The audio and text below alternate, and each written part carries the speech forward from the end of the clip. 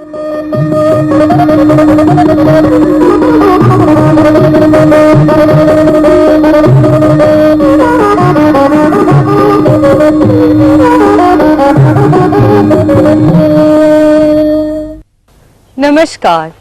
संस्कृत भाषा शिक्षण में आप सभी का हार्दिक स्वागत है। पूर्व पाठों में हमने वर्तमान काल में कर्तरी, कर्मणि और भावे प्रयोग के बारे में जानकारी प्राप्त की। इस पाठ में उसी का अनुवर्तन करेंगे। नमो नमः। नमो नमः। संस्कृत भाषा शिक्षणे भवतां सर्वेषां हार्दं स्वागतम्। वयं पूर्वतन पाठे वर्तमानकाले कर्तरि, कर्मणि, भावे प्रयोगान् ज्ञातवन्तः। अस्मिन् अवसरे तान् पुनः स्मरामः, क्रमशः अन्यस्य अभ्यासं कुर्मः। अत्र कश्चन अभ्यासः अस्ति। पश्यन्तु, एतानि वाक्यानि कर्तरि प्रयोगे सन्ति। भवन्तः कर्मणि प्रयोगे परिवर्त्य पुनः वदन्तु। अहं वाक्यं वदामि, अनन्तरं परिवर्त्य वदन्तु। भक्तः देवं पूजयति। भक्तेन देवः पूज्यते। नेता राजधर्मान् पालयति। नेत्रा राजधर्माः पाल्यन्ते। राजा जनान् रक्षति। राज्ञा जनाः रक्ष्यन्ते। कर्मचारिणः कर्म कुर्वन्ति। कर्मचारिभिः कर्म क्रियते। कर्मचारिभिः कर्म क्रियते। वदन्तु। कर्मचारिभिः कर्म क्रियते। विद्यार्थिनः गुरून् पूजयन्ति। विद्यार्थिभिः गुरवः पूज्यन्ते। अप्सराः इन्द्रं तोषयति। अप्सरसा इन्द्रः तोष्यते। नागरिकाः कर्तव्यानि आचरन्ति। नागरिकैः कर्तव्यानि आचर्यन्ते। जनाः व्यवहारं कुर्वन्ति। जनैः व्यवहारः क्रियते। सर्वे भोजनम् आस्वदन्ते। सर्वैः भोजनम् आस्वद्यते। विद्वांसः अध्यापनं कुर्वन्ति। विद्वद्भिः अध्यापनं क्रियते। छात्राः विषयं जानन्ति। छात्रैः विषयः ज्ञायते। रुग्णः औषधं सेवते। ऋग्वेद औषधं सेव्यते। समीचीनं। भवन्तः सम्यक् जानन्ति। कर्तरी प्रयोग से कर्मणि प्रयोग का परिवर्तन का अभ्यास आपने देखा। आत्मनेपदीनां धातूनामपि कर्मणि प्रयोगे भावे प्रयोगे च एवमेव रूपाणि भवन्ति। यथा कंपते, कंप्यते, सेवते, सेव्यते। अहम् इदानीं कानिचन क्रियापदानि वदामि, भवन्तः परिवर्तयन्तु। वदन्ति वा? आम्, वदामः। एधते, एध्यते, वन्दते, वन्द्यते, शोभते, शोभ्यते, स्पर्धते, स्पर्ध्यते, राजते, राज्यते, लज्जते, लज्यते, मन्यते, मन्यते इत्येव रूपं भवति। अत्र कश्चन अभ्यासः अस्ति। अत्र आत्मनेपदिनः धातवः एव सन्ति। भवन्तः उदाहरणवाक्यानुगुणं परिवर्त्य भावे प्रयोगे वदन्तु। यथा मूकः भाष् इति अस्ति। भवन्तः वदन्तु। मूकेन न भाष्यते। मानवः उड्डी। मानवेन न उड्डीयते। पंगुः धाव। पंगुना न धावते। निद्रितः गम् निद्रितेन न गम्यते शिला कंप शिलया न कंप्यते पशुः हस् पशुना न हस्यते शिलामय मुकुलं विकस् शिलामय मुकुलेन न विकस्यते व्याघ्रमूर्तिः गर्ज व्याघ्रमूर्त्या न गर्ज्यते अपटुः नृत् अपटुना न नृत्यते वीरः पलाय वीरेण न पलायते समीचीनम्। अब तक जो आपने अभ्यास देखा उसमें तो कर्तरी प्रयोग से भावे प्रयोग में परिवर्तन था। एतादृशानि वाक्यानि भवन्तः वदन्ति वा? अस्तु वदामः भवान् आरम्भं करोतु। दृष्टया न लज्जते दुर्दिने चन्द्रेण न प्रकाश्यते समीचीनम्।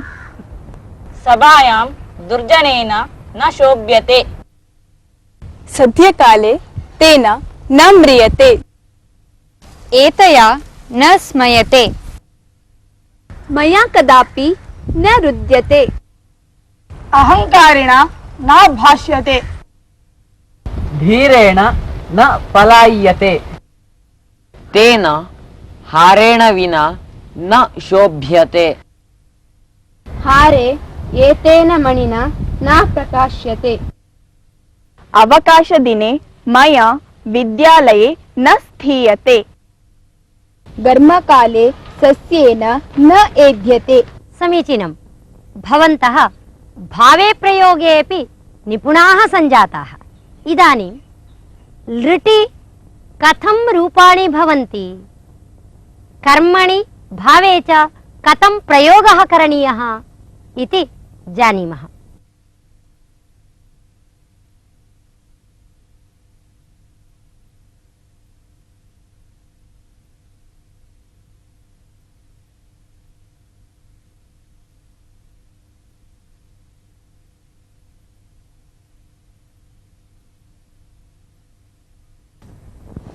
एतानि रूपाणि लृटि परस्मैपदिनां रूपाणि।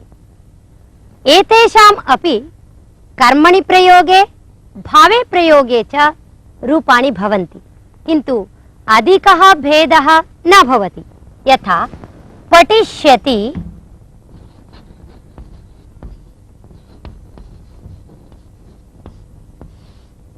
पठिष्यते, लेखिष्यति,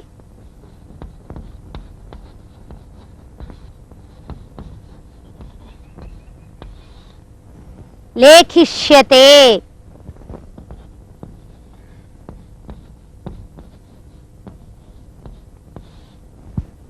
दास्यति कर्तरि रूपं, दास्यते इति कर्मणि प्रयोगे रूपं भवति। एतेषां वाक्ये प्रयोगः कथं भवति इति चेत् ग्रन्थं लेखिष्यति, कविः ग्रन्थं लेखिष्यति, कविना ग्रन्थः लेखिष्यते, छात्रः पाठं पठिष्यति, छात्रेण पाठः पठिष्यते, धनिकः वस्त्रं दास्यति, धनिकेन वस्त्रं दास्यते। एवं दास्यते, लेखिष्यते, पठिष्यते इति कर्मणि रूपाणि सन्ति। अहमिदानीं कर्तरि वाक्यानि वदामि, भवन्तः कर्मणि तानि परिवर्त्य वदन्तु। यथा कविः काव्यं पठिष्यति, कविना काव्यं पठिष्यते, पंडितः वेदं ज्ञास्यति, पंडितेन वेदः ज्ञास्यते। समीचीनं। ज्ञास्यति, ज्ञास्यते। बालकः चित्रं द्रक्ष्यति, बालकेन चित्रं द्रक्ष्यते। माता पाकं पक्ष्यति। मात्रा पाकं पक्ष्यते। मात्रा पाकः पक्ष्यते। वदन्तु। मात्रा पाकः पक्ष्यते। सेवकः भारं नेष्यति। सेवकेन भारः नेष्यते। ग्रन्थकारः लेखनीं क्रेष्यति। ग्रन्थकारेण लेखनी क्रेष्यते। तन्तुवायः वस्त्रं नेष्यति। तन्तुवायेन वस्त्रं नेष्यते। सेवकः कार्याणि करिष्यति। सेवकेन कार्याणि करिष्यन्ते। करिष्यन्ते। पुनः वदन्तु। सेवकेन कार्याणि करिष्यन्ते। वृद्धः पत्रिकाः पठिष्यति। वृद्धेन पत्रिकाः पठिष्यन्ते। सः धनं चोरयिष्यति। तेन धनं चोरयिष्यते। सा रूप्यकाणि गणयिष्यति। तया रूप्यकाणि गणयिष्यन्ते। एषः अध्ययनं करिष्यति। एतेन अध्ययनं करिष्यते। गायकः सङ्गीतं श्रोष्यति।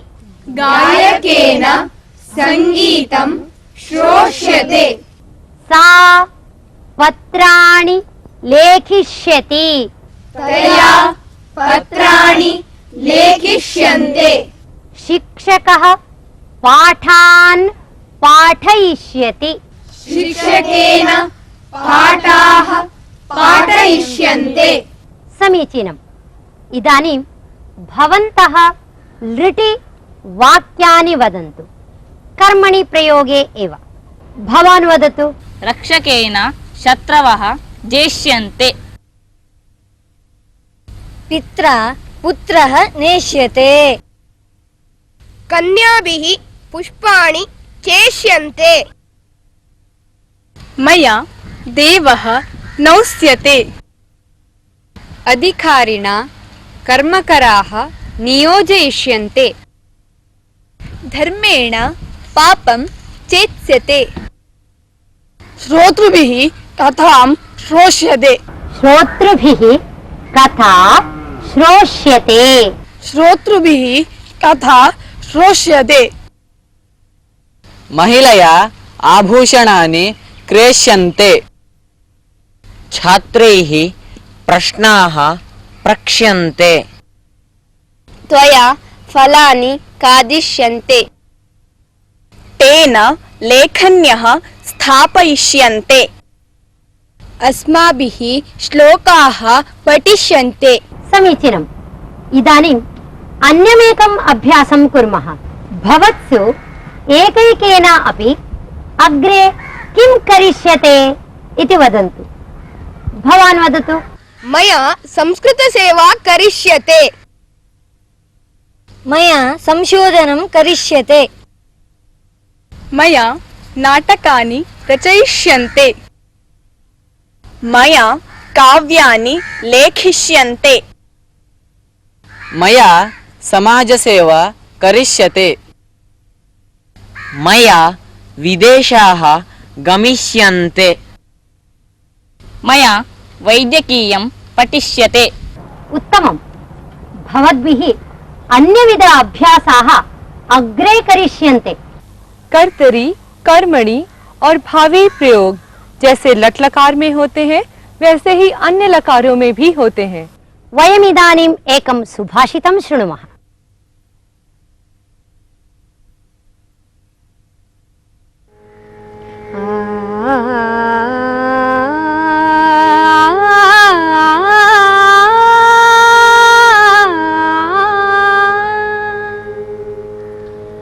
नात्युच्च शिखरो मेरुः,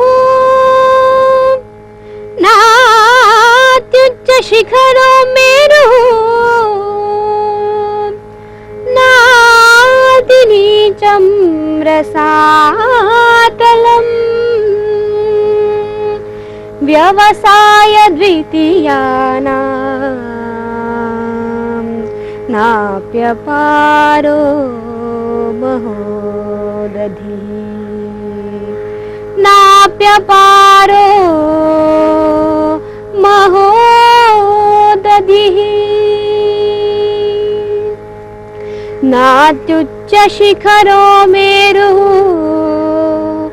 नातिनीचं रसातलम् व्यवसाय द्वितीयानां नाप्यपारो महोदधिः नाप्यपारो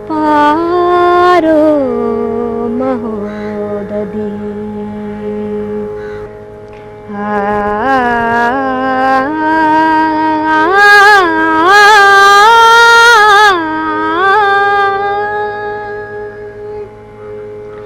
नात्युच्च शिखरो मेरुः नात्युच्च शिखरो मेरुः नातिनीचं रसातलम् व्यवसाय द्वितीयानां नाप्यपारो महोदधिः नाप्यपारो महोदधिः। श्रुतस्य सुभाषितस्य अर्थः एवमस्ति। उद्यमशीलानां किमपि असाध्यं नैव भवति। उद्यमशीलाः यत्किमपि साधयितुं प्रभवन्ति एव। तेषां दृष्ट्या मेरुः पर्वतः अपि अत्युच्चः न, रसातलम् अपि अगम्यम् अतिनीचं च न, समुद्रः अपि अपारः न। एवं मेरोः आरोहणं, रसातलगमनं, समुद्रतरणं चापि एते कर्तुं शक्नुवन्ति एव। सुभाषित का अर्थ, जो व्यक्ति उद्यमशील होता है उसके लिए मेरु पर्वत भी अत्युच्च नहीं होता, रसातल भी अगम्य या अति नीच नहीं होता, महासमुद्र भी अपार नहीं होता। कहने का तात्पर्य यह है कि उद्यमशील व्यक्ति कुछ भी कर सकता है।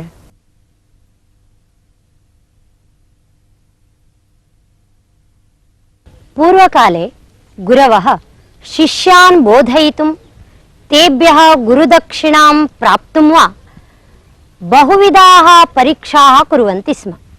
एवं कस्यचित् गुरोः सकाशात् कश्चन शिष्यः चतस्रः विद्यां प्राप्तवान्, बहुधा ख्यातिं च सम्पादितवान्। एवं सति कदाचित् गुरुः तेन पृष्टः, गुरुदक्षिणा का इति। तदा गुरुः उक्तवान्, मत्तः चतस्रः विद्याः प्राप्तवान्, अतः उच्छिष्टं, वान्तं, काकविष्टातः आगतं, शवस्योपरि आच्छादितं वस्त्रं चेति 4 वस्तूनि आनीय ददातु इति उक्तवान्। तदा गुरुणा उक्तानि एतानि 4 अपि अपवित्राणि। तथापि अस्य अन्तरार्थः कोऽपि स्यात् इति चिन्तितवान् शिष्यः। गुरुदक्षिणां दातुं कश्चन कालः आवश्यकः इत्युक्त्वा गुरोः अनुज्ञां प्राप्य तेषाम् अन्वेषणाय प्रस्थितवान्। सः सर्वत्र अटन् अन्यस्य गुरोः आश्रमं प्राप्तवान्। गुरुः जपानुष्ठानं समाप्य गां दोग्धुं वत्सं मोचितवान्। आश्चर्यं नाम, एकत्र वत्सः क्षीरं पिबति, अपरत्र गुरुः गां दोग्धि स्म।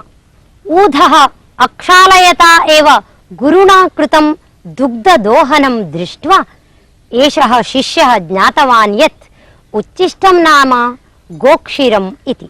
यतः वत्सः उच्छिष्टं करोति स्म। अनन्तरदिने एषः शिष्यः सुगन्धपुष्पवाटिकायां विहरन् आसीत्। भ्रमराः पुष्पात् पुष्पं भ्रमन्तः मधुकोशे मधु पूरयन्ति स्म। एतत् सर्वं दृष्ट्वा शिष्यः ज्ञातवान् यत् वान्तं नाम मधु इति। तत् मधु स्वीकृत्य एव जनाः पवित्रम् इति मत्वा पूजने उपयोगं कुर्वन्ति।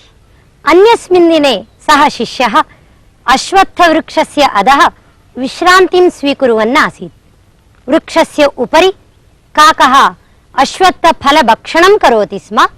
काकानां विष्टायाम् अश्वत्थबीजानि च दृष्टवान्। सर्वे मानवाः अश्वत्थवृक्षं विष्णुं भावयन्ति, तथापि विशिष्टतया तं कोऽपि न वपति। काकविष्टातः पतितेभ्यः बीजेभ्यः अश्वत्थवृक्षः जायते, तथापि सः पवित्रः। एवं शिष्यः तृतीयम् अपि वस्तु ज्ञातवान्। अनन्तरं तेन कश्चन चित्रपतङ्गः दृष्टः। तस्य पूर्वजन्म चिन्तयता तेन पट्टकीटः स्मृतः। एषः स्वनिद्रावस्थायाः पूर्वं कौशेयतन्तुभिः नीडं विरचय्य निद्रां प्राप्नोति। तं नीडं भाष्पेण क्वथयित्वा कौशेयतन्तुं स्वीकृत्य जनाः वस्त्राणि निर्मान्ति। एतत् दृष्ट्वा सः ज्ञातवान् यत् कौशेयवस्त्रमेव शववस्त्रम् इति। एतानि 4 वस्तूनि अपि नीत्वा गुरवे समर्पितवान्। कथायाः अर्थं ज्ञातवन्तः खलु? आम्, ज्ञातवन्तः। धन्यवादः। नमो नमः। नमो नमः। इसी के साथ ये पाठ यही समाप्त होता है। अगले पाठ में फिर मिलेंगे, तब तक के लिए